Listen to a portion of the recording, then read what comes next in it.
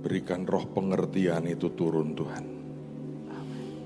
Nah, ini zaman yang tidak bisa kami anggap sepele dan remeh. Engkau sudah bicara sangat banyak semalam.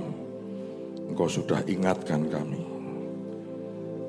Dan hamba berdoa tidak ada orang yang sengaja mengabaikan dan menganggap ringan semua peringatanmu. Supaya ujungnya kami tidak hidup dalam penyesalan dan yang tidak bisa kami tebus dengan apapun. Tolong kami terutama para pelayan-Mu yang bertahun-tahun mengabdikan dirinya kepadamu. Tuhan beri anugerah. Kami didapati layak dan setia sampai akhir. Hidup kami tidak jadi biasa-biasa dan malah terikat dengan hal-hal yang di dunia ini. Terima kasih Tuhan. Bicara ya Tuhan malam ini. Ingatkan kami lagi, sadarkan kami lagi. Di dalam nama Tuhan Yesus. Semua percaya berkata, amin. Silakan duduk saudara. Saya mau tanya siapa yang tidak hadir pada Senin yang lalu? Boleh angkat tangan supaya saya pengen tahu aja. Oke, angkat tangan tinggi-tinggi. Baik. Saudara sekalian, sekarang mari kita lanjutkan. Nanti saya akan ulang sedikit 1-2 bagian. Selama 2 hari ini kita sedang bicara tentang kedatangan Tuhan yang kedua kali. Dan kemarin Ibu Iin sudah tunjukkan akan begitu banyak fakta akan kedatangannya yang sudah amat singkat. Ini merupakan apa yang Yesus ajarkan. Kalau saya mau jujur dengan saudara, dalam 2 hari ini dari pagi sampai siang, sore, setiap kali saya berdoa menghadap Tuhan, ada pertanyaan sebetulnya diam-diam dalam hati itu saya ngomong dengan Tuhan. Tuhan sebetulnya berapa gelintir ya yang bisa terangkat pada waktu Engkau datang kedua kali. Karena saya nggak tahu kenapa saudara, hati saya hari-hari ini gelisah terus. Karena seperti Roh Kudus berkata, nak, ada banyak pelayanku tidak bisa diangkat. Dan itu Tuhan ngomong beberapa kali. Sehingga saya berdoa, Tuhan, tolongilah. Saya pribadi, saya sedang berjuang dengan Tuhan dan terus minta Tuhan tunjukkan apa yang Dia masih nggak suka. Karena saya tidak pernah menganggap bahwa wah aku aman lah. Sejujurnya saudara, karena setiap saat keputusannya bisa berubah. Kalau ada yang belum ditetapkan solid itu bisa berubah sewaktu-waktu. Saya sudah lihat itu. Karena pertimbangan-pertimbangan dan hitungan Tuhan, tiba-tiba semuanya berubah. So, saya berdoa malam ini kita tanggapi serius lagi lah. Saya mau coba sampaikan apa yang tadi malam Tuhan bicara ke hati saya. Tapi hari ini saya ingin khususnya ini, lihat beberapa poin simple saja.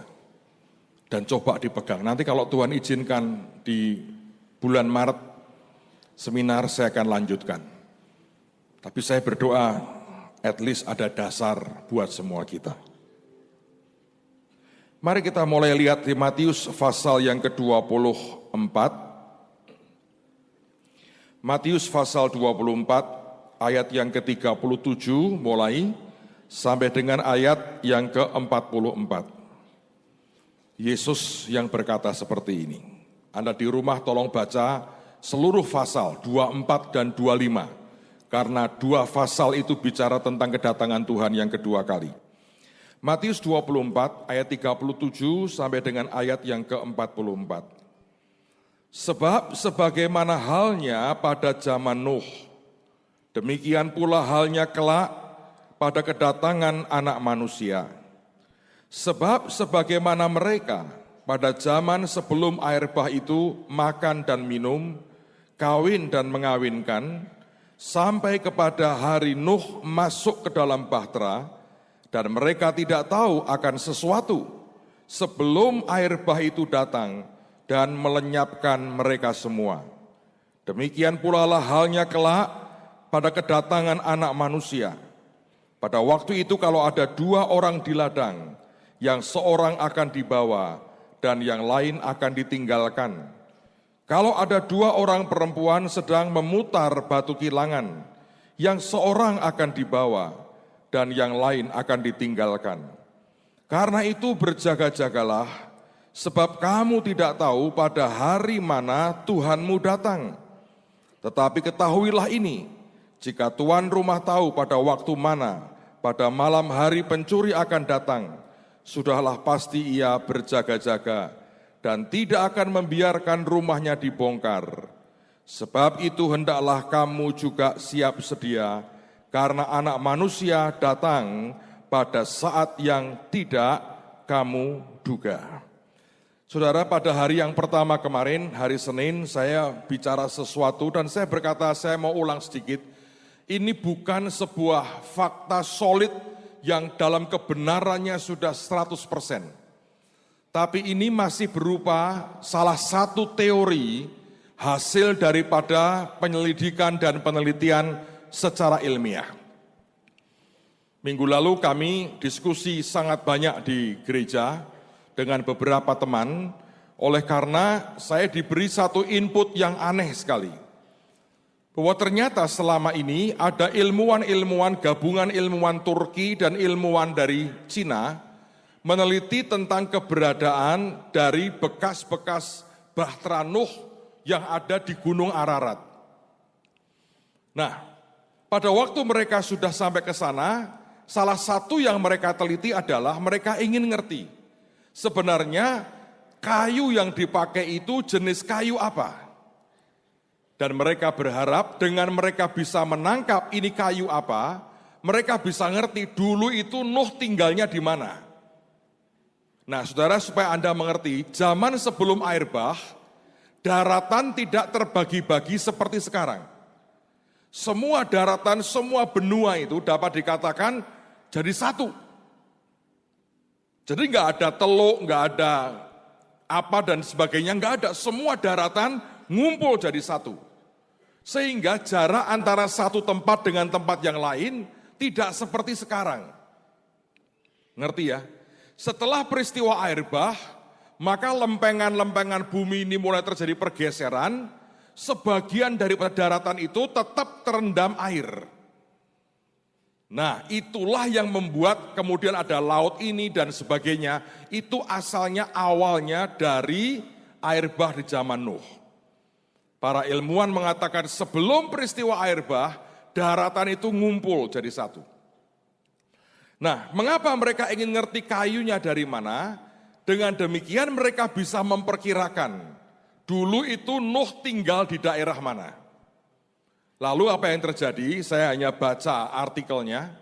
Mereka mengumpulkan ratusan jenis kayu. Sebetulnya kalau dibaca di Alkitab dikatakan pakai kayu gofir, ya. Tapi gofir itu bukan hanya satu jenis kayu atau pohon, tapi itu merupakan sebuah family, keluarga. Sehingga itu bisa banyak kemungkinannya. Nah, waktu mereka teliti, mereka datangkan dari seluruh dunia ratusan jenis kayu yang mereka pikir inilah kemungkinan yang akan dipakai. Kalau jenis kayu yang tidak terlalu kuat mereka abaikan karena nggak mungkin itu. Nah, setelah mereka teliti, aneh sekali. Menurut para ilmuwan Cina dan Turki ini, mereka berkata ada satu jenis kayu yang mereka berkata kebenarannya mendekati 100%, sama dengan yang dipakai oleh Nuh ketika membangun Bahtera ribuan tahun yang lalu. Dan yang hampir 100% cocok adalah kayu jati Jawa, saudara. Dan itu dia berkata hanya tumbuh di Jawa Tengah dan di Jawa Timur. Saya waktu dengar ini, saya bukan orang langsung percaya gitu ya, tapi saya menggunakan sebuah logika Alkitab. Tapi pada saat yang bersamaan saya diberitahu, Pak, di pinggir kota Semarang itu ada hutan lindung. luasnya 30 hektar lebih. Di situ katanya tumbuh jenis kayu jati yang sudah ratusan tahun. Lalu beberapa dari kami berangkat ke sana, dan waktu mereka masuk, itu untuk masuk harus minta izin khusus. Begitu mereka masuk ke sana, mereka menjumpai kayu jati yang diameternya lebih dari 8 meter, 5 meter, 6 meter. Dan itu katanya umurnya sudah ratusan tahun. Nah, apa yang saya gunakan tadi, saya berkata saya menggunakan logika Alkitab. Begini saudara, kalau Anda baca di Alkitab, maka saudara akan menjumpai bahwa setiap kali ada tempat atau saat waktu yang penting bagi Tuhan, maka biasanya tempat dan waktu itu akan mengalami yang namanya repetition, pengulangan. Nanti akan ada peristiwa lain lagi di tempat itu dan di waktu tertentu itu. Saya beri contoh misalnya, pada waktu Abraham disuruh mempersembahkan Ishak di Gunung Moria, di pegunungan Moria, maka di situ juga kemudian Daud membeli tanah milik Arauna, di situ juga Salomo membangun akan bait Allah, di situ juga sebetulnya yang dikenal hari ini dengan nama Golgota, Yesus mati untuk kita semua. Apa yang pernah digambarkan lewat pengorbanan Ishak, penggenapannya oleh Tuhan Yesus di tempat yang kurang lebih sama. Nah, kalau Anda membaca Alkitab, itu selalu terjadi akan pengulangan di tempat-tempat yang menurut Tuhan ini penting, itu selalu akan terjadi seperti itu.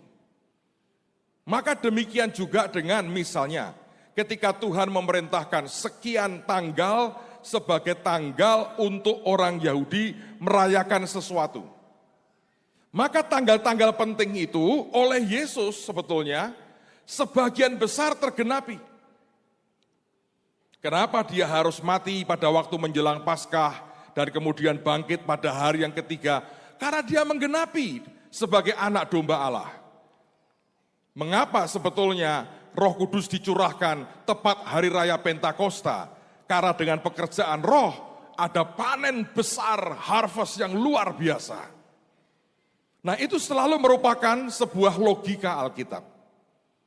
Jadi ketika saya membaca sebuah teori seperti itu, maka saya berkata begini, berdasarkan teori seperti itu, besar kemungkinan Nuh itu dulu membangun bahteranya di Pulau Jawa.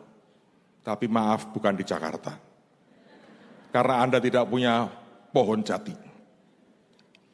Lalu kemudian saya berkata begini, mengapa 10 tahun yang lalu Tuhan perintahkan kita membuat pelayanan bahtera? Dan mengapa sekian tahun yang lalu Tuhan beri kami Holy Stadium? Kalau Anda balik, semua orang berkata, itu bahtera. Aneh kan saudara? Jadi apa Pak sebetulnya yang mau disampaikan? Saya masih ingat pada waktu kami mendoakan pembangunan Holy Stadium. Ibu Nani datang mendoakan dengan timnya. Dan dia menyampaikan pesan Tuhan. Tempat ini akan dibangun, dipakai hanya sebentar saja. Dan kemudian Tuhan akan datang menjemput kita. Saudara, kemarin saudara sudah mendengar akan segala macam pemaparan yang mau berkata bahwa waktunya sudah dekat. Nuh membangun bahtera butuh 120 tahun. Kalau kita pakai logika Alkitab dengan angka yang sama, sebetulnya bahtera ini sekarang masuk tahun ke-10. Maka bahtera nanti di tahun 2017 atau awal 2018 itu akan genap 12 tahun. Ibu Iin kemarin mengatakan, orang-orang pinter mengatakan doomsday, hari kiamat, bukan karena Tuhan datang, mereka nggak percaya loh. Mereka melihat akan berbagai faktor dan mereka berkata kurang 3 menit. Kalau logika itu dipakai, kita kerja 12 tahun, berarti ada waktu tersisa tinggal 3 tahun. Setelah itu apa yang terjadi, saya tidak tahu. Tapi paling tidak, saudara, mari kita serius dengan hidup dan panggilan kita. Pak, dari abad ke abad orang sudah ngomong Tuhan datang kedua kali. Kenapa tidak kita bicara lagi? Kalau tidak datang, Pak, itu artinya dia masih memberikan kesempatan kepada kita. Tapi kalau dia datang, diskusi kita tidak ada gunanya. Karena yang ada hanya orang yang melompat bersukacita, atau ada orang yang meratapi itu karena tidak pernah serius dengan apa yang Tuhan ingatkan dalam kehidupan kita. Saudara sekalian, pertanyaannya adalah, apakah semua kita akan diangkat? Kalau kita membaca Alkitab, ternyata kenyataannya tidak. Saya mau memberi Anda beberapa dasar firman Tuhan hari ini. Dan saya berdoa akan membuat kita makin kenal dengan hatinya Tuhan. Mari lihat Wahyu pasal yang ke-11. Wahyu pasal 11 ayat yang pertama dan ayat yang kedua. Kemudian diberikanlah kepadaku sebatang buluh, seperti tongkat pengukur rupanya, dengan kata-kata yang berikut. Bangunlah dan ukurlah bait suci Allah dan mezbah dan mereka yang beribadah di dalamnya. Saudara, yang diukur adalah bait Allah, mezbah, dan orang. Siapa mereka? Adalah mereka yang beribadah di dalamnya. Tetapi kecualikan pelataran bait suci yang di sebelah luar, atau istilahnya outer court, atau halaman di bagian luar. Janganlah engkau mengukurnya, karena ia telah diberikan kepada bangsa-bangsa lain, dan mereka akan menginjak-injak kota suci 42 bulan lamanya. 42 bulan itu berapa tahun? 3,5 tahun. Nah, saudara sekalian, kalau Anda mengerti akan kemah tabernakelnya Musa, ada 3 bagian memang. Ada bagian halaman, ada bagian ruang suci, ada bagian ruang maha suci. Ternyata bagian halaman, Alkitab berkata, jangan diukur. Saudara, ini warning. Kalau dalam hidupmu Tuhan sudah berhenti memperingatkan saudara, kalau dalam hidupmu Tuhan sudah diam, tidak pernah menemplak saudara, jangan berpikir bahwa Anda itu aman. Karena setiap kali ukuran diberikan, kita dapat skornya. Dan skor itu akan menentukan sebetulnya kelak seperti apa. Kalau Anda pernah sekolah dan pernah kuliah, ada siswa dan mahasiswa-mahasiswi yang dosennya berkata begini, masuk ya syukur, nggak masuk ya terserah. Sudah tidak ada surat teguran, tidak ada pendekatan apapun yang berkata silahkanlah semau-maunya. Toh tidak akan lulus juga. Untuk apa diurus? Dan ternyata dalam kitab Wahyu ada bagian yang Tuhan berkata, jangan dihitung. Terus diapain? Biarkan. Itu akan diinjak-injak. Dan waktunya jelas, 42 bulan atau 3,5 tahun. Maka saya percaya ini menggambarkan sebuah masa aniaya. Dan akhir-akhir ini saya mendengar ada banyak orang yang diberi mimpi Tuhan, apa yang bakal terjadi. Dan semua mereka berkata terlalu mengerikan kalau kita harus ada di tengah-tengahnya. Saudara, saya berdoa, hari ini Tuhan akan bicara sesuatu dalam hidupmu.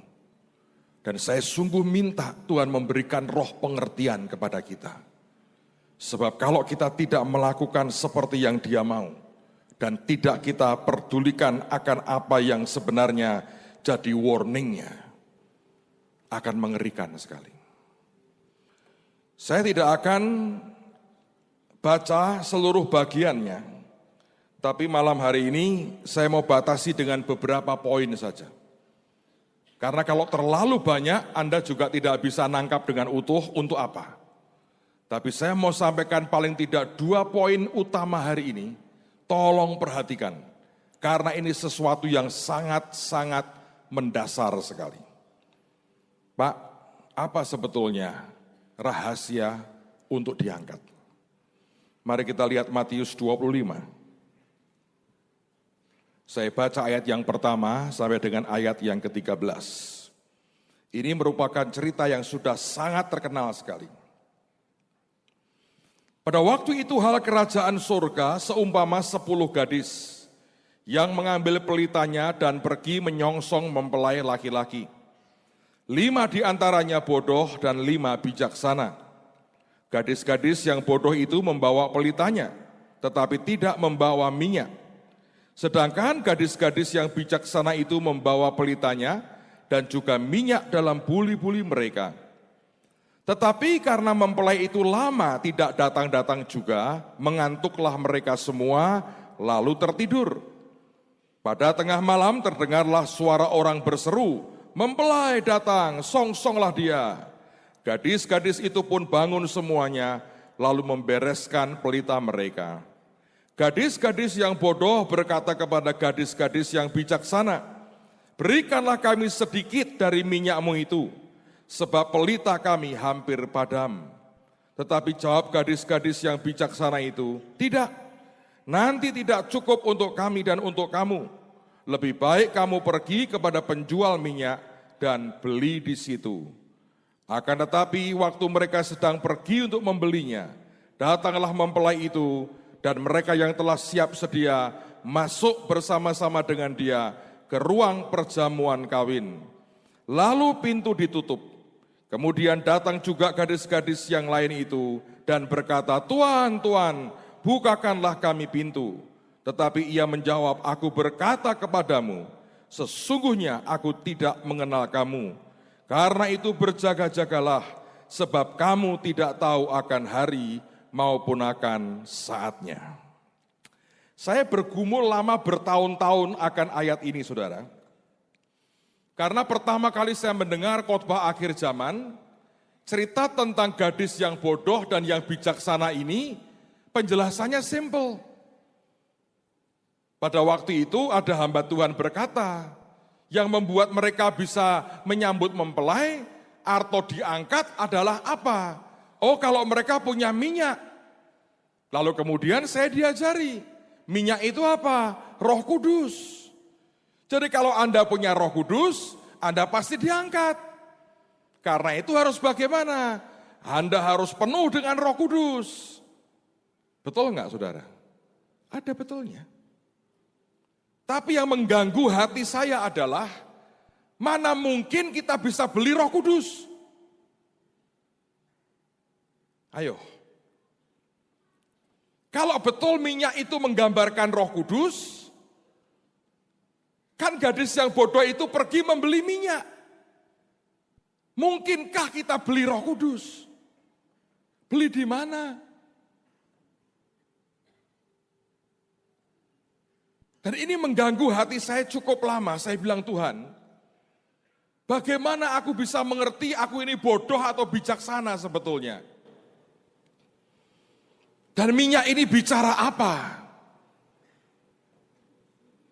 Sampai satu kali, saudara, saya seperti rasakan hadirat Tuhan itu, kalau Anda sungguh kejar, ingin kenal, ingin ngerti, di sebuah titik Tuhan akan menghampiri hidupmu. Cuman sejujurnya nih saya berkata, yang ingin ngerti itu langka. Langka. Seperti nggak peduli kok. Oh, bagian saya kan ushers, bukan pengkhotbah, Pak.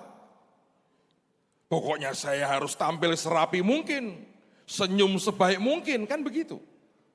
Oh, kalau saya bagian makanan, Pak, hospitality, Asal saya berikan makanan yang oke, selesai kan? Tapi Anda tidak pengen tahu kan sebetulnya.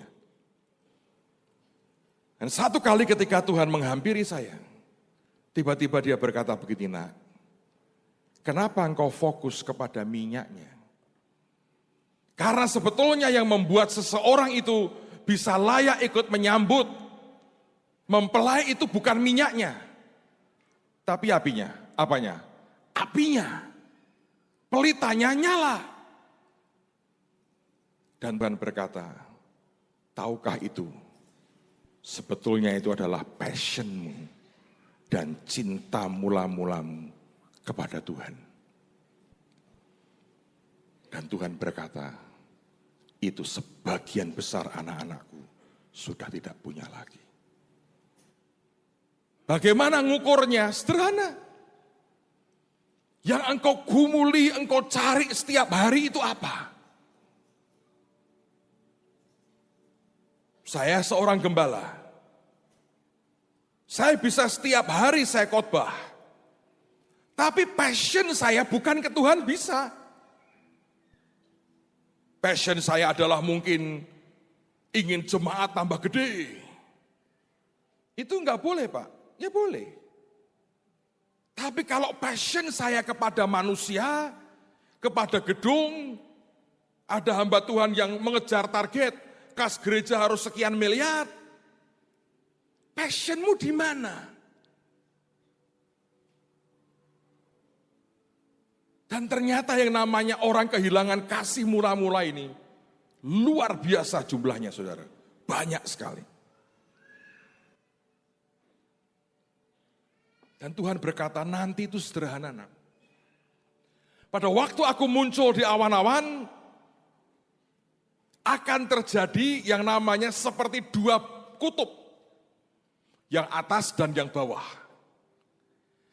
Detik itu, hari itu, kecenderunganmu kemana? Wah Pak, saya lagi fall in love, Pak. Minggu-minggu itu saya pasti lagi fall in love.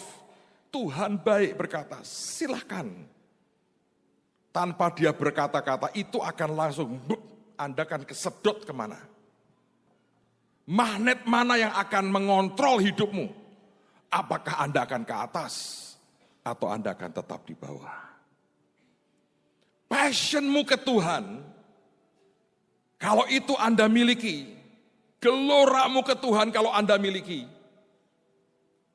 itu akan dahsyat. Tadi pagi saya kontak itu, ibu menantu itu. Diskusi ya. Saya mengajukan satu pertanyaan ke beliau gini. Kamu selama ikut Tuhan, pernah ngedrop gak? Namanya up and down, pernah down gak? Pernah ngedrop? Dia bilang, gak pernah. Saya jawab apa? Oh, saya pikir cuman saya gak pernah. Dia marah lagi. Masa hanya kamu bla bla bla. Tapi saya mau berkata kepada saudara, dalam anugerah Tuhan, saya puluhan tahun ikut Tuhan. Tidak pernah satu kali pun karena anugerahnya ngucapin kata-kata, sudah enggak Tuhan-Tuhanan, enggak pelayanan, enggak ini-inian. Never. Bahkan hari-hari ini yang saya rasakan itu, hati ini pengen cari Tuhan terus. Ada kehausan sangat kuat akan dia. Dan sebetulnya itu pelitamu menyala. Memang ada harga yang harus dibayar, yes. Tiap kali Anda diperintahkan Tuhan, Anda bergerak, mentaati apa yang dia lakukan, kan seperti Anda bayar harganya. Itu yang membuat kobaran api dalam pelita hidup kita tidak padam. Pak, tapi apakah ada yang bisa memadamkan? Banyak, saudara. Ada orang yang tadinya nggak punya apa-apa. Diberkati Tuhan, tiba-tiba hilang apinya. Dia nikmati kekayaannya, dia mulai berpikir tahun depan kita jalan-jalan kemana, berapa kali. Nanti ganti mobil apa ya kita, yang dipikir itu. Padahal itu berkat pemberian Tuhan. Sebagian ngejar, aku mau gedein seberapa ya perusahaanku. Enggak boleh Pak, boleh. Itu bagian tugas Anda. Tapi sedalam-dalamnya yang di sini, tetap harus berkobarnya untuk Tuhan. Dan tidak mudah loh saudara. Saudara tahu yang namanya Abraham. Oleh karena penantian yang sangat lama akan anak perjanjian, oleh karena kehausan dahaga yang begitu hebat, pengen dapat anak laki, anak perjanjian. Saudara, kalau Anda lihat Abraham 2 kali, sebetulnya Tuhan memisahkan batinnya dengan anak-anaknya. Pertama dengan Ismail, itu sudah belasan tahun tuh. Ketika Sarah berkata usir dia, Alkitab berkata Abraham sebel hatinya. Tapi Tuhan malah bela Sarah, dengerin dia. Sampai ada orang berkata Abraham ini ternyata takut sama istrinya. Sebetulnya karena Tuhan berkata kamu dengerin Sarah. Anda bisa bayangkan anak dari sejak lahir, itu menurut saya di tangan Abraham tuh. Bahasa Jawanya itu dikeloni tiap malam. Sampai dewasa.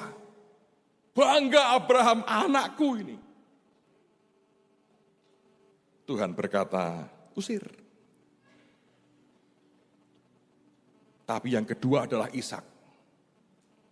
Nah Ishak itu Tuhan kalau ngomong gak gini, lu jangan terlalu cinta anak dong. Enggak.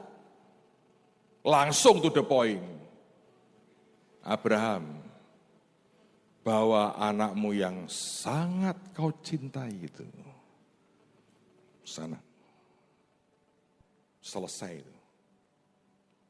Hari itu dia jalan entah berapa lama. Berempat dengan 2 pegawainya.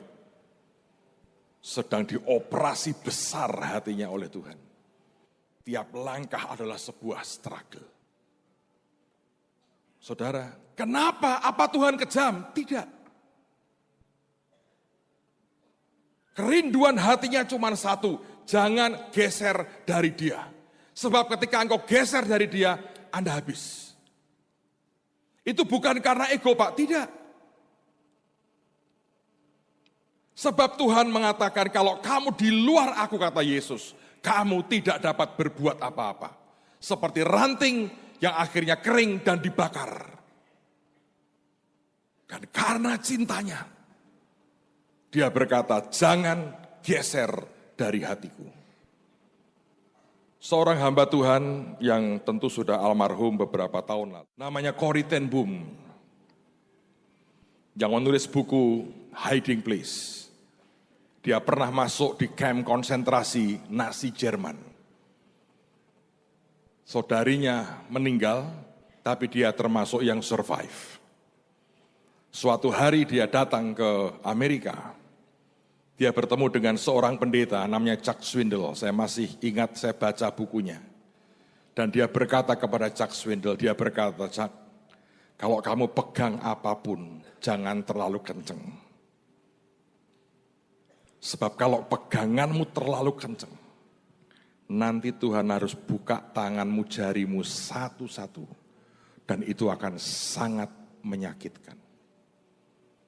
Sebab segala sesuatu di luar Tuhan Yesus yang Anda pegang terlalu erat, hanya tinggal tunggu waktu akan diambil dari hidup. Dan dengan demikian tanpa sadar, siapapun yang Anda pegang dengan erat, adalah sebuah korban satu hari.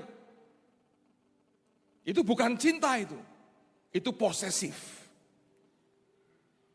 Demikian juga dengan yang namanya harta, kedudukan, harga diri apalagi. Semua itu memadamkan akan pelita. Dan satu hari ketika Tuhan datang, sudah terlambat. Pelitamu sudah mengecil apinya. Dan kemudian padam. Saya berdoa Anda mengerti itu. Pak, saya ingin diangkat. Passionmu di mana hari?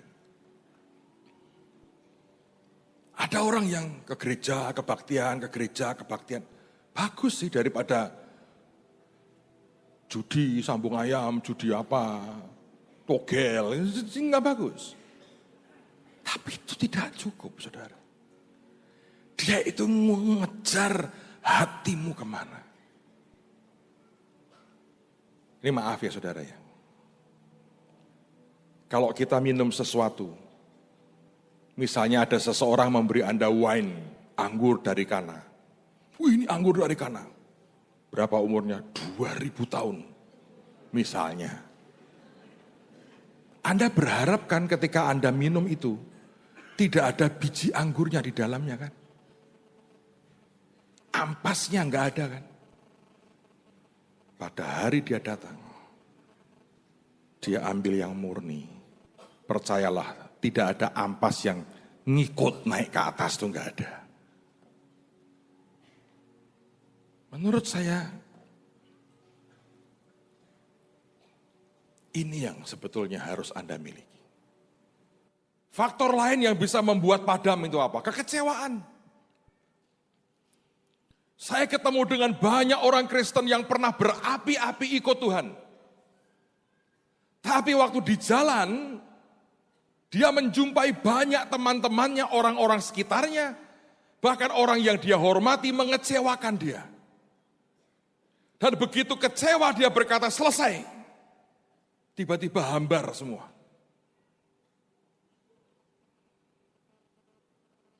Atau saya pernah ketemu dengan orang-orang ketika dia masih muda, belum menikah, dia itu on fire bagi Tuhan.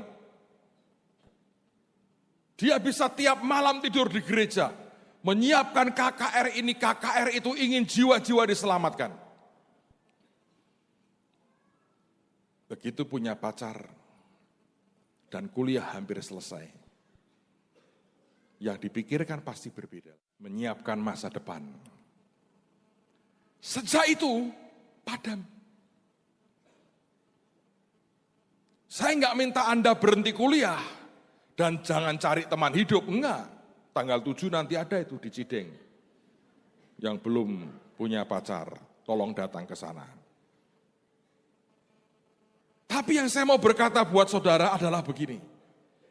Apapun di dunia yang distrak, yang mengganggu Anda, sehingga hatimu tidak berpaut lagi ke Tuhan, itu bahaya. Dan saya sudah lihat sangat banyak orang-orang yang tadinya begitu berapi-api, tambah umur, habis. Diajak ngomong soal jiwa-jiwa, sudah enggak ada. Akhirnya cuma jadi pengunjung aja.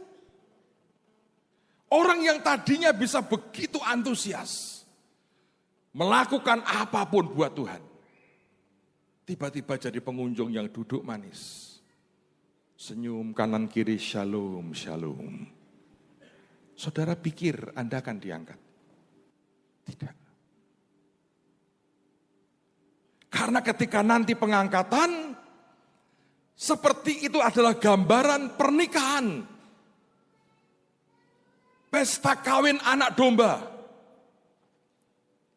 Yesus sebagai mempelai laki-laki menjemput mempelai wanitanya. Coba Anda pikir. Di hari pernikahan, siapa yang sudah menikah? Angkat tangan yang sudah menikah. Oke. Bapak-bapak, ingat waktu Anda dalam prosesi pernikahan menjemput akan calon istrimu. Begitu nyampe, istri Anda sedang main PlayStation. Itu kalau jadi kawin karena terpaksa sudah keluar ongkos itu. Ngerti nggak? Atau tiba-tiba calon istrimu lagi bermesraan di bawah pohon beringin dengan orang lain. Anda tetap mau kawin yang begitu? Kalau kita mungkin terpaksa lah. Demi supaya sumbangan masuk mengganti ongkos yang keluar. Kalau Tuhan nggak perlu sumbangan. Coba Anda pikir. Itu kan gambarannya adalah pesta kawin anak domba. Dan di surga nanti tidak ada perceraian. Oh kamu nyebelin, buang ke neraka. Nggak ada itu. Dia akan menyambut mereka yang begitu passionate, penuh dengan gairah cintanya ke Tuhan. Dan waktu itu ketemu Tuhan, yes. Nah itu hati begitu itu saudara, langka. Karena itu saya bilang Tuhan, bagaimana ini ya? Berapa banyak, berapa gelintir yang survive. Makanya Benny nulis buku itu. Apa yang harus Anda lakukan kalau Anda tertinggal rapture? Yang Anda pengen baca itu kemarin. Tapi saya pikir ya, saya berdoa Tuhan. Saya mungkin kalau ya orang saya nggak kenal, saya lagi merenung dengan semua orang yang selama ini bertahun-tahun melayani Tuhan. Masih ada passionnya tidak? Sekedar rutinitas dan kewajiban dengan beban yang sangat banyak. Apalagi kalau Anda sedang ada proyek ini, proyek itu, beban.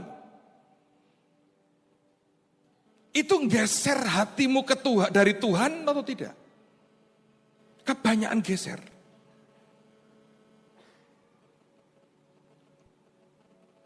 Dan itu yang sebetulnya Tuhan berkata, pelitanya sudah tidak menyala lagi. Pelitanya sudah mulai meredup dan mungkin mati. Saudara, itu yang saya tangkap hari-hari ini dari Tuhan. Dan saya mau berkata, lakukan apa saja untuk membuat pelitamu nyala. Bagaimana pacarnya? Simple. Ini Anda hanya bisa survive kalau tiap hari ya, hidupmu jalan dengan Tuhan. Begini saudara, Anda disuruh apa, Anda lakukan. Itu tiba-tiba minyakmu akan dipompa masuk. Anda disuruh apa, lakukan. Jadi hidupmu itu cuma gini, nurut, dengar, lakuin, dengar, lakuin, dengar, lakuin. Tiba-tiba Anda berkata gini, wow, wow, wow, wow, wow. Gede dalamnya. Tapi kalau diam, percayalah saudara. Anda akan tertarik dengan yang lain, itu pasti. Karena makin lama makin meredup.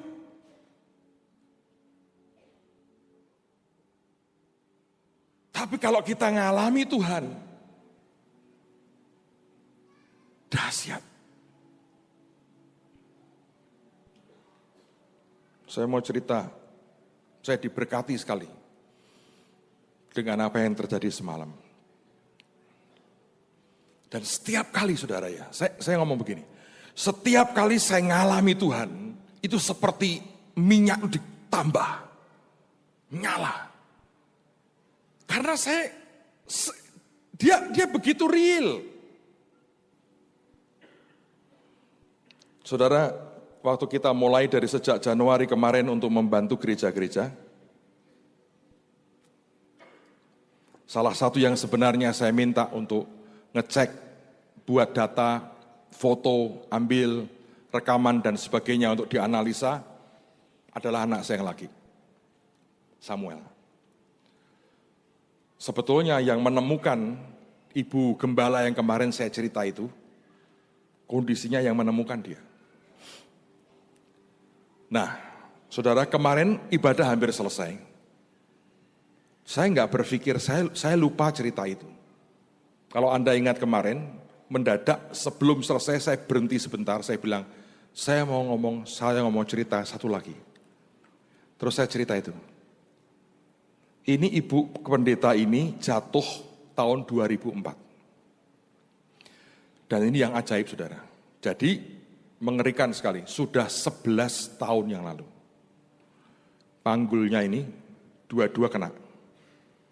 Dan karena juga ada faktor umur, dan tidak diapa-apain. Karena kemarin saya berkata mahal.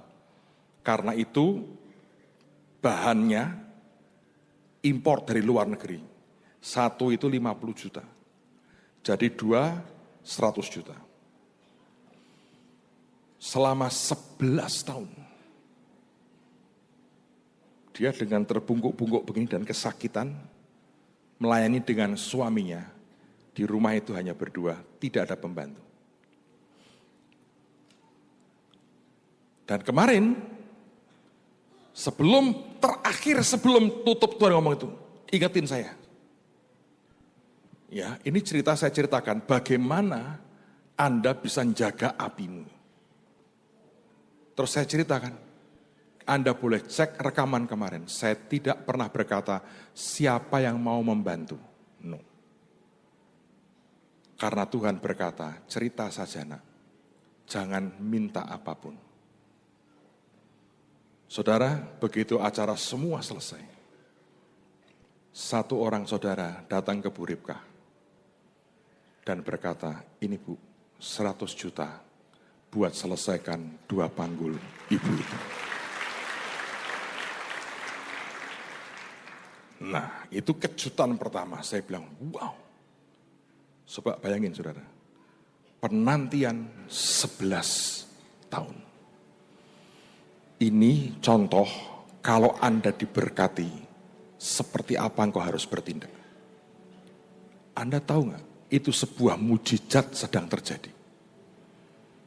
Malam itu, saya beritahu anak saya, Sam, ajaib. Ini ada yang sudah memberkati. Saudara, dia Bibi saya bilang, puji Tuhan Bi. Sebetulnya aku hari ini khusus berdoa buat ibu pendeta ini. Anak saya ini sebetulnya punya hati yang soft banget. Jadi ngomong gini, tadi malam ngomong gini. Aku ini sampai ngomong dengan Tuhan, seperti orang cerita, aku curhat dengan Tuhan. Dia bilang, aku bilang Tuhan, apa engkau tidak mau memberkati itu, ibu pendeta ini? Aku tahu ini mahal, 100 juta. Apa engkau tidak ingin memberkati toh Tuhan, supaya dia bisa jalan lagi dan melayani. Begitu dia dengar ini, luar biasa. Saya beritahu Anda hal yang ajaib lagi. Hari ini dibawa ke tempat, kami ada teman, familinya Bu Ripka, dokter lulusan Jerman, praktek di Indonesia.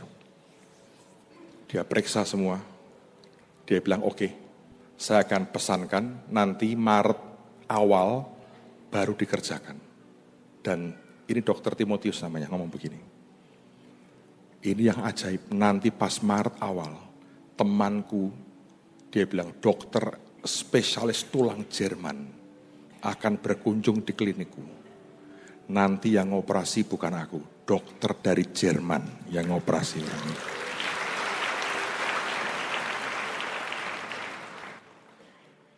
Saudara, kalau Anda ngalami seperti itu ya, nyala nggak dalam?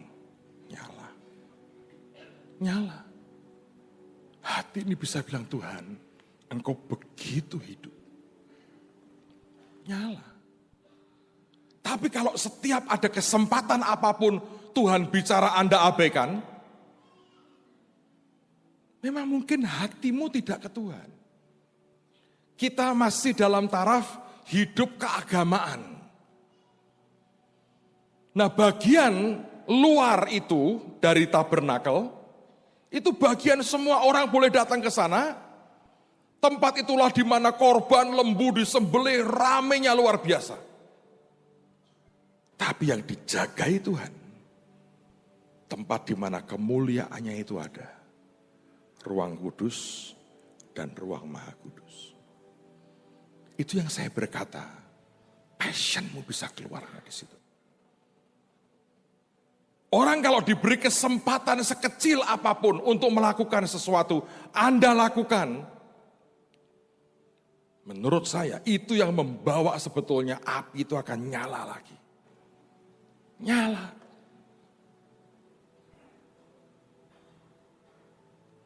Satu lagi saya cerita. Ini baru terjadi dalam seminggu ini, beberapa hari ini.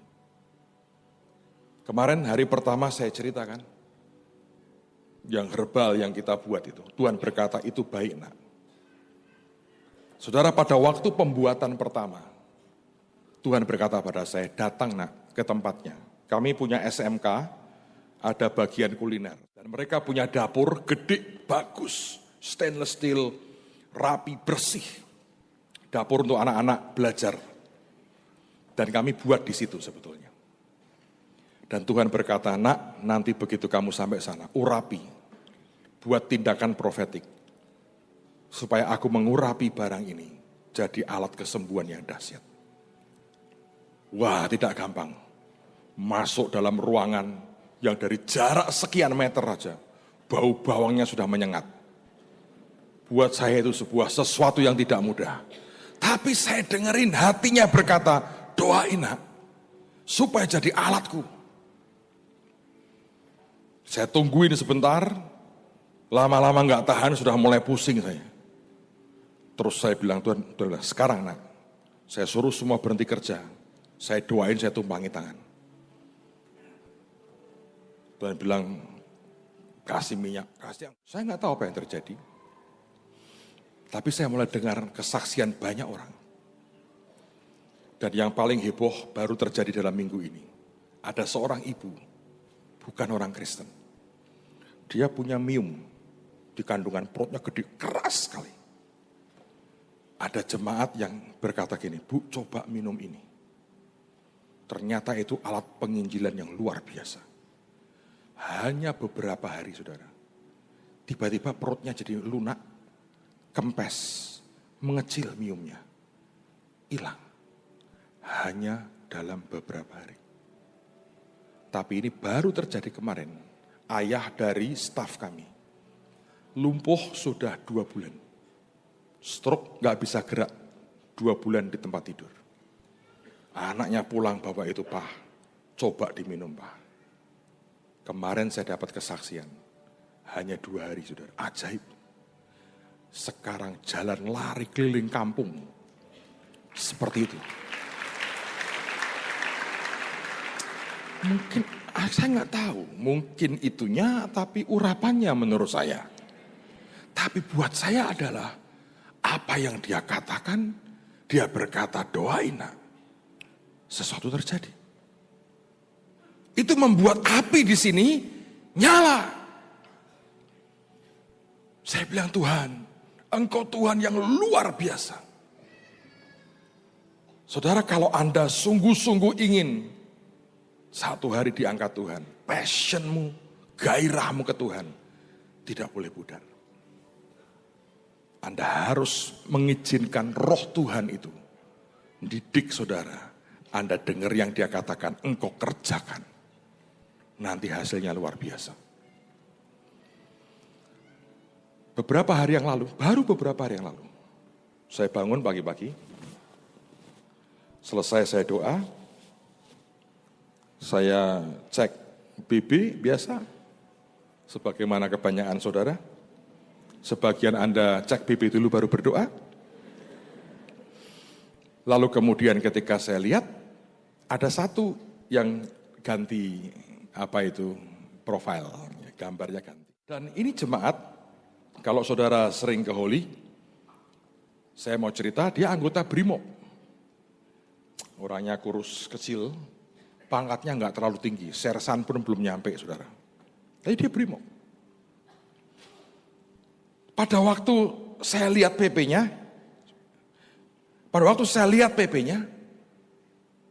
Tuhan ngomong begini, tolongin dia. Apa Tuhan? Kuliah. Hanya itu saudara. Saya pikir, oh Tuhan suruh dia kuliah. Saya manggil dia Pri. Saya bilang, Pri, kamu lagi di mana? Siap, lagi di rumah. Brimob kok saudara, harus siap dulu. Kalau nggak siap gimana Brimob? Terus saya bilang gini, ini ada pesan Tuhan. Aku nggak tahu maksudnya. Tuhan bilang urusan sekolahmu, kuliahmu. Mungkin saya bilang, kamu harus kuliah Pri. Tahu dia ngomong apa? Siap, sekarang saya memang sedang kuliah. Ambil S2, tinggal tesis. Tapi terhenti. Kenapa terhenti? Kamu malas ya? Siap, dananya kurang. Nah, sekarang saya mudeng, Tuhan ngomong apa? Tolongin dia soal kuliah. Saya bilang, berapa? Nangis saudara. Enggak jawab lama. Terus jawab, maaf, saya baru menangis. Loh, ini tapi menurut saya dia cukup percaya ini sama pendetanya. Saya baru tanya kurang berapa, sudah nangis. Gitu, kan sekedar saya pengen tahu bisa. Sudah nangis. Nah itu perkataan Yesus, kalau berdoa, percayalah bahwa kamu seakan-akan sudah menerima. Lah ada kalau tanya berapa? Tanya-tanya doang, nggak ngasih duit, kasih duitnya dulu ntar saya beritahu. Bubar saudara. Terus saya bilang, oke kamu minggu pagi selesai kebaktian temuin saya. Siap, makanya datang saudara. Pagi-pagi selesai khotbah saya panggil. Kamu gimana? Ini S2. Kurang berapa? Sudah separuh lebih tesis saya. Terus dia bilang, saya sudah cek ke kampus. Saya kurang sekian. Tapi saya mau tawar lagi. Karena ini termasuk denda. Jadi karena bayarnya telat. Saya mau coba tawar. Siapa tahu bisa lebih murah. Ya oke, kabari aku. Tapi 2 jam setelah itu Tuhan ngomong gini. Ngapain? Nunggu dia dapat diskon atau tidak. Memberi ya memberi. Ya oke bos. Saya kirim duitnya. Benar saudara. Besoknya dia bilang, Pak sisa sekian juta, denda dihapus. Saya bilang, nah 8 juta sisanya. Buat istri dan anak-anakmu nikmati. Sana beli sesuatu, nikmati buat keluargamu. Buat saya, saudara, itu membuat api itu nyala. Nyala. Karena Tuhan itu begitu real. Dia begitu hidup. Kalau kita hidup dengan cara seperti itu, passionmu akan makin tinggi. Engkau akan ingin kenal dia lebih lagi dan berkata, engkau luar biasa Tuhan. Tapi kalau tidak pernah, Anda malah sibuk dengan yang lain-lain, hatimu malah kemana-mana. Bagaimana Tuhan bisa angkat kita kelak kalau dia datang yang kedua kali? Pak, apakah itu artinya membayar? Iya. Dalam beberapa hal yang saya ceritakan itu, bukankah saya harus melakukan sesuatu seperti yang dia perintahkan? Dan sudah waktunya orang-orang percaya sungguh-sungguh mendengar suaranya. Sebab kata Yesus, domba-dombaku mengenal suaraku. Siapa yang ingin diangkat? Coba angkat tangan. Siapa yang ingin ditinggal? Angkat tangan coba. Siapa tahu suka ketegangan-ketegangan. Nah itu kalau mau coba ya coba datang ke ISIS sana di Timur Tengah. Tahanlah saya. Itu ada ketegangannya itu. Sebetulnya hati Tuhan tidak ingin tinggal satupun di antara Anda. Tapi dia akan mempelai pria. Ini maaf nih. Kalau dia jemput mempelai perempuannya lagi main gila. Ya maaf toh. Masa Tuhan nungguin kamu puas-puasin dulu ya. Ya enggak ada toh. Oh dengan siapa Pak saya main gila? Bisa dengan hartamu, bisa dengan harga dirimu, bisa dengan kedaginganmu, bisa dengan keduniawianmu, bisa even dengan orang lain. Passionmu di mana? Nanti itu dengan sendirinya kok.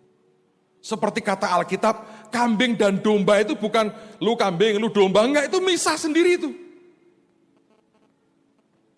Nanti juga sama.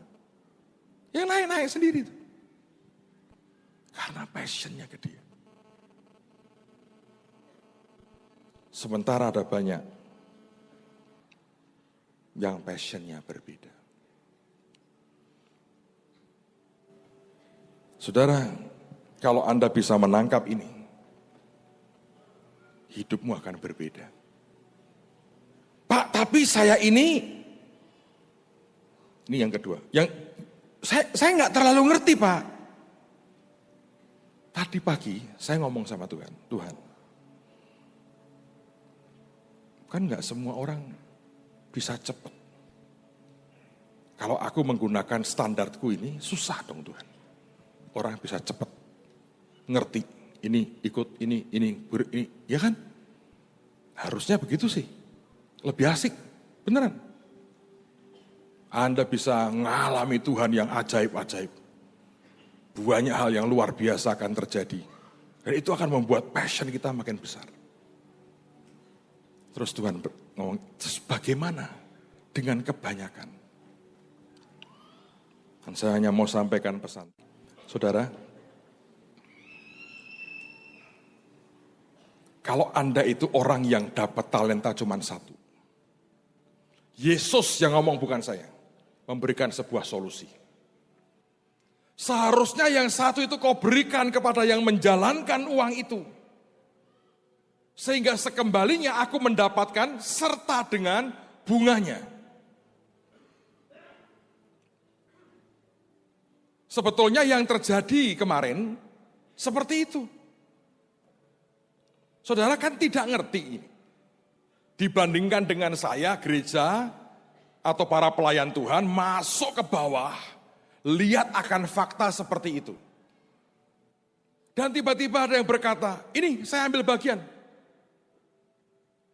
Saya yakin kalau Anda yang kemarin membawa persembahan itu, mendengar cerita ini, saudara akan dibakar dalam pas loh.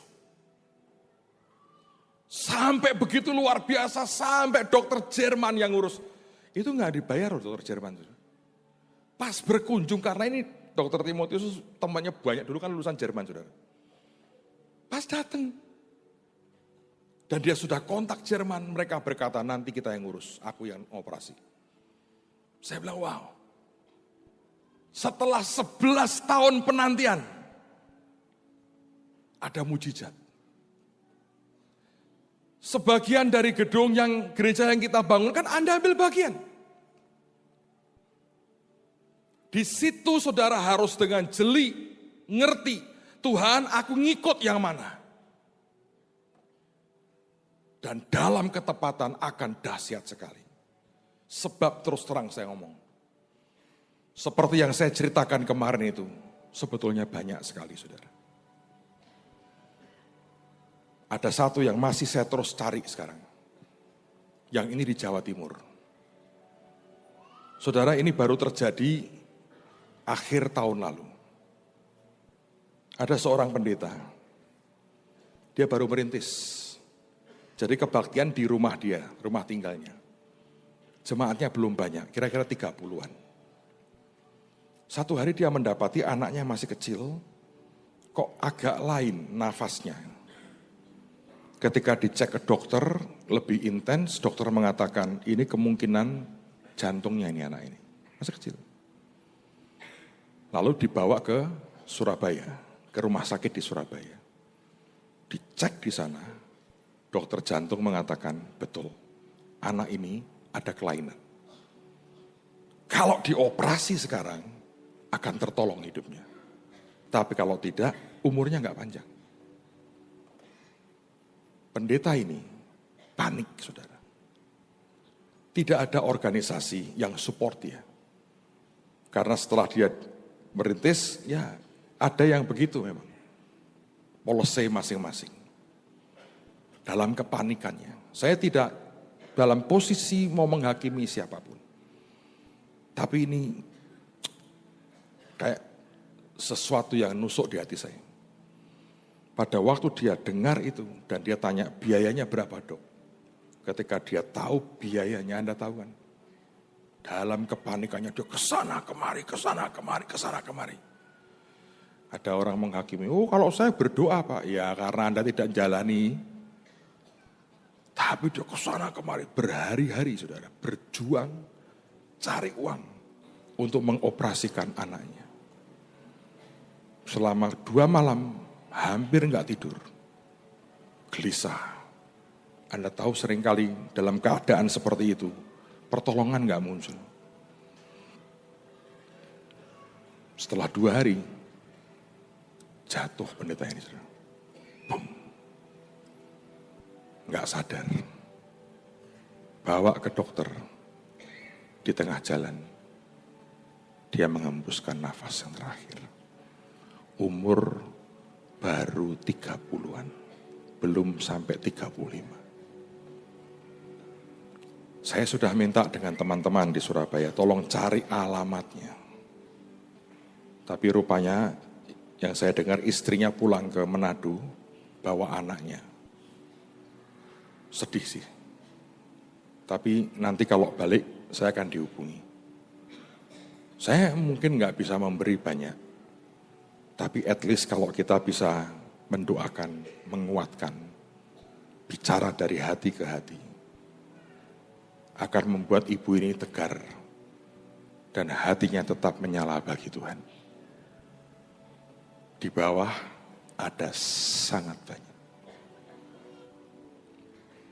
Keajaibannya adalah tubuh Kristus kalau bergerak dalam unity, saudara. Itu membawa perubahan yang luar biasa. Amin. So apa Pak yang membuat aku bisa ngalami rapture? Hatimu, passionmu ke dia, atau tidak? Atau malah Anda ke tempat lain atau ke orang lain? Saya berdoa, Tuhan memberikan kekuatan yang dahsyat buat kehidupan kita. Saya berdoa sungguh-sungguh. Tidak ada yang ditinggal di antara kita. Cintai Tuhan segenap hati. Sebab tanpa Anda mencintai Tuhan, kata Yesus, di luar aku, kamu tidak dapat berbuat apa-apa. Yang percaya katakan amin. Tutup Alkitabmu. Bulan depan kita terusin lagi.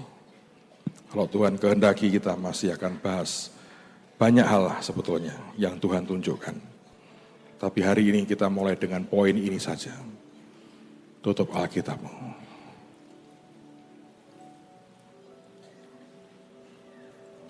Terima kasih Tuhan.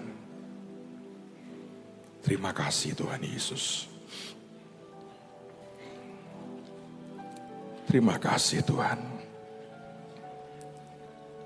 Tolongi kami punya hati yang terus melekat hanya kepadamu Tuhan. Ya Tuhan, ya Tuhan. Tolongi kami Tuhan.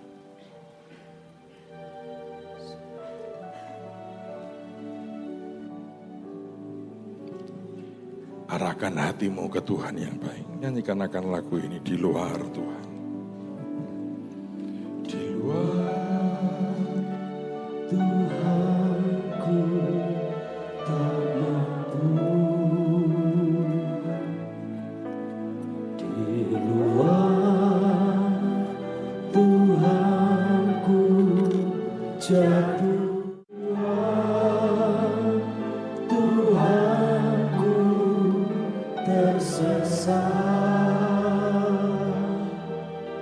Seperti kapak tanpa layar. Beberapa bulan yang lalu, ketua sinode kami, pendeta saya, khotbah di Holy Stadium. Bagian dari khotbahnya, beliau cerita sebuah pengalaman yang dia alami. Dia lagi naik mobil dengan salah seorang asistennya. Dan di satu kota kecil, traffic light-nya menunjukkan lampu merah dan kemudian mobilnya berhenti. Waktu mobilnya berhenti, ada 2 pemuda pakai gitar ngamen. Dan mereka mendekat ke arah mobil Pak Pendeta ini sambil main gitar, mereka ngamen.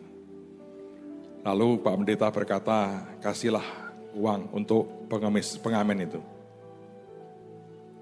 Dikasih uang, mereka bilang terima kasih, lalu mereka pergi ke mobil yang lain, ngamen. Lalu Pak Pendeta Adi ini tanya dengan asistennya, menurutmu salahnya di mana orang ini? Kok bisa jadi pengamen? Lalu kemudian anak muda ini berkata, mungkin karena dia belum kenal Tuhan Yesus. Pak Adi berkata, itu banyak itu sekarang pengamen-pengamen Kristen, lagunya lagu-lagu rohani. Lagu Bahtera belum pernah dengar saya. Lagu rohani. Enggak mesti dong. Itu kan juga Kristen mungkin. Mungkin dia kurang beriman. Dari mana kamu tahu dia beriman atau tidak? Kamu enggak kenal dia kan? Oh mungkin dia kurang tekun. Pak Adi bilang, kamu kok punya bakat menghakimi ya? Belum tahu orangnya sudah berkata dia kurang tekun. Semua jawaban dimentahkan saudara. Sampai akhirnya yang jawab ini malas, menyerah. Dan berkata, Pak, di mana salahnya dia kok bisa jadi pengamen? Lalu Pak Adi dengan tenang berkata, salahnya adalah dia tidak kenal saya. Lalu kemudian dia bilang, kok bisa Pak? Kalau dia teman saya, tidak akan kubiarkan dia jadi pengamen. Aku akan injili dia sampai terima Yesus. Dengan bakat nyanyinya aku akan taruh di sebuah gereja. Nyanyi buat Tuhan. Nanti kalau ada panggilan aku sekolahkan sekolah Alkitab. Biar jadi hamba Tuhan yang dipakai Tuhan. Tapi tidak ngamen. Itu kalau dia kenal dengan saya. Salahnya tidak kenal dengan saya katanya. Saudara, pada waktu lelucon ini disampaikan, banyak orang ya tertawa. Sebagian gak mudeng seperti Anda ini ngomong apa. Tapi buat saya menangkap sesuatu. Saya menangkap sebuah kata tanggung jawab. Kepada siapa tangan kita cukup panjang untuk bisa menjangkaunya, itulah sebuah tanggung jawab. Apapun yang kemudian kita bisa dengar dan tangan kita masih bisa menjangkaunya, itulah tanggung jawab. Anak saya cerita soal ibu pendeta yang hampir lumpuh. Dan saya berkata, tanganku bisa sampai ke sana. Bagian anak saya berdoa, bagian saya cerita, ada Tuhan gerakkan saudara untuk selesaikan. Bukankah itu sebuah keajaiban? Dan itu namanya tanggung jawab. Saya berdoa Anda mengerti itu. Dan itu hanya bisa kalau passionmu kuat ke dia. Yang percaya katakan amin. Saya ingin berdoa buat saudara, angkat tanganmu di hadapan Tuhan. Sungguh Tuhan, Kau mengerti hatiku yang sedalam-dalamnya. Ingin melihat semua anak-anak-Mu ini diangkat Tuhan. Berikan Tuhan. Roh Kudus tolong, entah bagaimana caranya. Engkau yang paling ngerti hati kami. Meteraikan apa yang kami terima 3 hari ini Tuhan. Bulan depan lanjutkan, buat kami sadar zaman seperti apa di mana kami hidup hari ini. Dan malam ini terima penyembahan kami dengan harta ini. Biar dipakai juga memberkati makin banyak hamba-hambamu. Makin banyak jiwa-jiwa. Dan makin banyak orang mencapai destiny mereka. Kami mungkin hanya punya 1 talenta Tuhan. Tapi kami mau berkata ini bagian kami Tuhan. Supaya Engkau terima pelipat gandaannya untuk kemuliaan nama-Mu. Bagian daripada responsibilities. Tanggung jawab kami. Engkau bicara Tuhan. Berapa yang Engkau mau kami bawa kepadamu hari ini. Dalam nama Tuhan Yesus. Amin. Ada yang masih butuh amplop boleh angkat tangan. Yang lain Anda siapkan hati, seperti biasa kalau ada jumlah yang Tuhan katakan Anda boleh transfer. Saya berdoa anugerah Tuhan dicurahkan, amin. Di luar Tuhan ku tak mampu, di luar Tuhan ku jatuh. Tolong jangan pulang dulu sebelum kita mendoakan persembahan saudara, supaya berkenan di hadapan Tuhan dan jadi blessing yang ajaib. Seperti kapal tanpa layar, di luar Tuhanku tak mampu,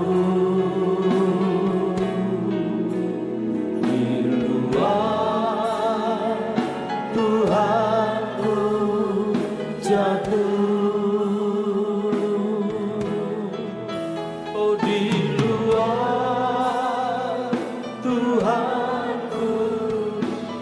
Tersesat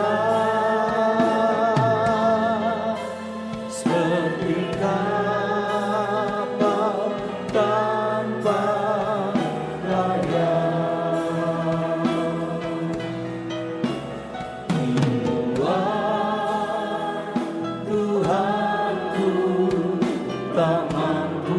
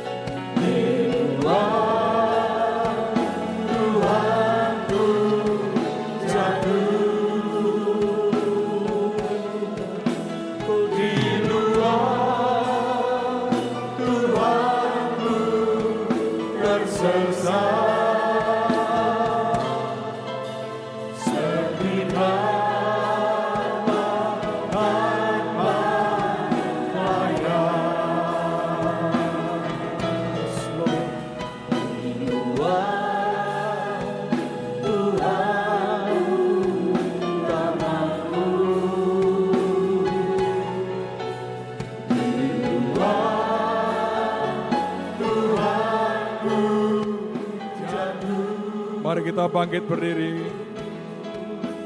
Di luar Tuhanku tersesat, seperti kapal tanpa layar. Katakan sekali lagi, di luar Tuhan. Di luar Tuhanku. Mari angkat tanganmu saudara. Kami bawa korban kami di hadapan Tuhan. Terima sebagai penyembahan kami Tuhan. Dan tidak ada yang tercecer, semua akan jadi sesuatu yang dahsyat. Tuhan berkata, nah ini seperti sebuah benih emas yang precious di hadapanku. Apa yang kau tabur tidak akan kembali dengan sia-sia. Semua akan berbuah dan engkau akan menikmati yang terbaik dari Tuhanmu. Dan memintakan blessing Tuhan turun buat semua kami. Dan shalom Tuhan menyertai hidup kami. Kami berikan segala kemuliaan hanya bagi Yesus Tuhan kami. Karena semua asalnya daripadamu ya Tuhan. Di dalam nama Tuhan Yesus yang diberkati